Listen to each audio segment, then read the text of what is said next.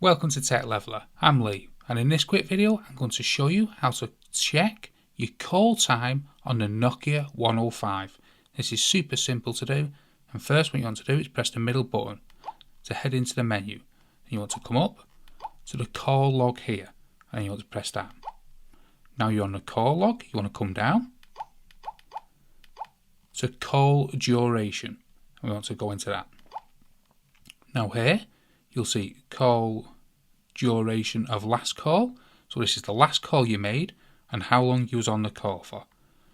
Duration of received calls and duration of dialed calls. As you can see, these are all 0 at the moment, as this is just a test phone to show you how to use it.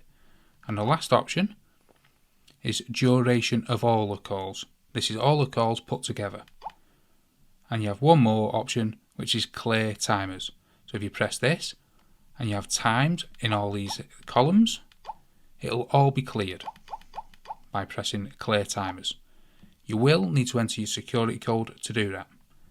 I won't do it at the moment, but that is how you see your calls and how long you've been on them on the Nokia 105. Hope you found that video helpful. If you did, smash a like, smash a subscribe, and thank you for watching.